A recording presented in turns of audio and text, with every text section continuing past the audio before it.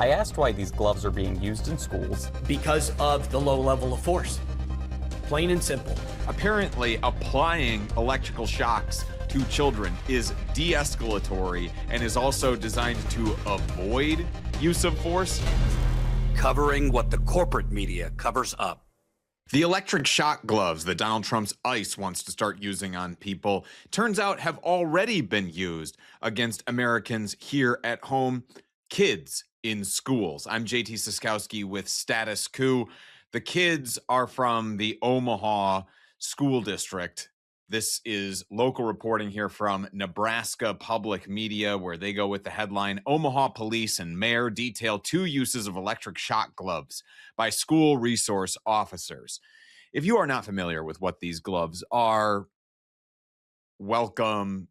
Thank you for for crawling out from under the rock that you've been living under to watch this video. Can I please crawl under that rock with you so I don't have to deal with horrifying stories like this? But this is the AP headline from several days ago. AP exclusive: ICE plans to give officers gloves that can deliver painful electric shocks. I don't think you need a whole lot more than that headline to understand the implications here, that ICE want to be given a new tool at their disposal to inflict cruelty on the people that they are trying to detain and separate from their families and communities, and the people who are attempting to resist them or peacefully protest against them. But as it turns out, as we're seeing from reporting here, these gloves used in Omaha schools before ICE decided to shell out $20 million for their own pairs. Omaha Police Chief Todd Schmaderer and Mayor John Ewing provided new information Monday about the use of electric shock gloves by school resource officers. The Omaha Police Department previously said the gloves had been deployed twice in the 2025 to 26 school year on students. In a Monday joint statement, they elaborated on the circumstances of those 2 instances. The first occurred when a student from a different high school who was trespassing at Omaha South High School, according to police. The glove was applied to his wrist for approximately 2 seconds for the purpose of detaining him as he attempted to flee after fighting with a security guard. Now, of course, this is information according to police. That's the one source we have here. We don't hear the teens' side of this story about what happened. We don't have any independent witnesses about what happened. And so, of course, the police are going to be incentivized to try and frame their use of force in the most charitable way to them as possible. So is this actually what happened? Could be. Could be, and I don't want to discount that. But at the same time, we should take, a degree of skepticism when looking at a report like this that is only cited to police. But there was a second use here. Before we pass judgment on either of these 2 instances, I want to hear from both of the instances in which these gloves were used.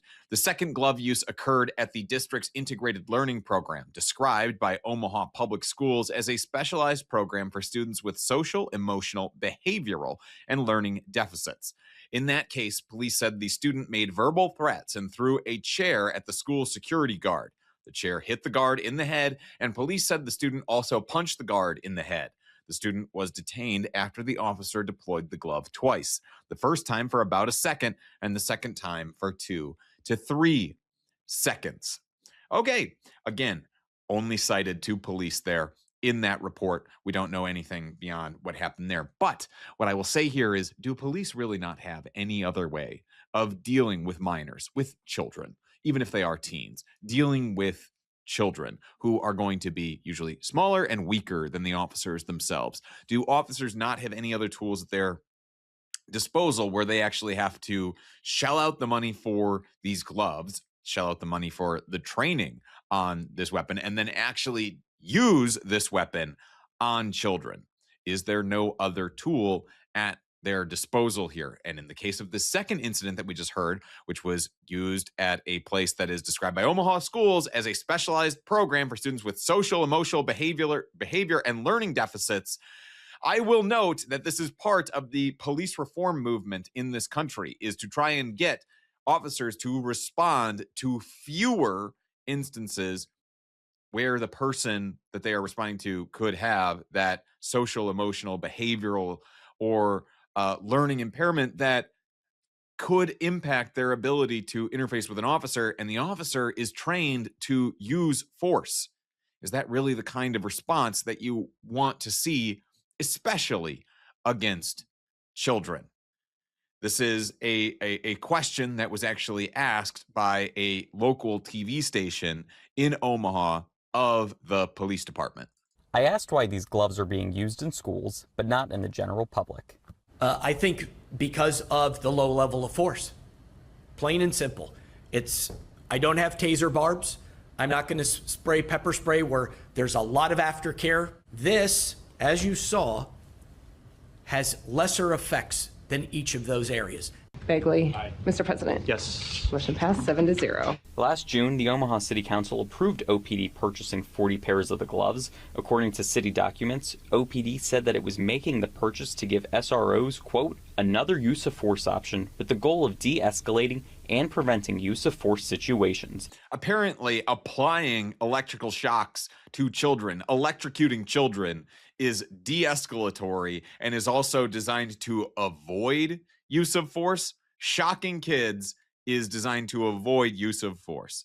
That is an Orwellian turn of phrase there from the Omaha Police Department in a way that is truly shocking and galling if you have even a rudimentary understanding of how words work in the English language and meaning of those words when they are put together into a sentence. This is also a statement that was released jointly from the mayor and police chief down there. Quote, we are constantly seeking ways to keep the public and police officers safe through innovations like glove. Again, keeping people safe by electrocuting them, the joint statement said. Quote, we believe it is the safest use of force option in the rare times when it is used.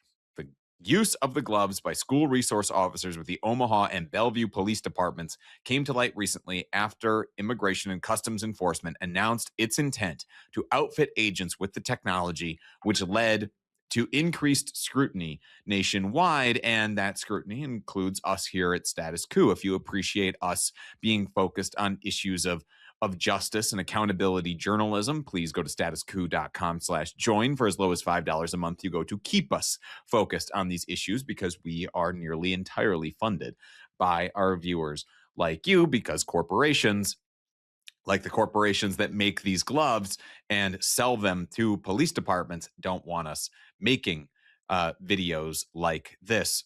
That's why we have to be reliant on you. Electric shock gloves carry less electricity than tasers. The gloves deliver electrical pulses directly to the skin, while tasers circulate an electric current throughout a person's body. 29 of OPD's 34 school resource officers have been trained to use the gloves. OPD school resource officers are stationed at schools in the Omaha, Elkhorn, Millard, and West Side districts. So you've got dozens of officers at all of these school districts that are now trained to use these gloves. And while that description of the gloves makes them sound more humane because the electric shock is not going all throughout the body the way a taser would, another thing that I would point out is that tasers leave evidence of their use. There is documentation, one within the taser itself. Supposedly these gloves also document when they have been discharged.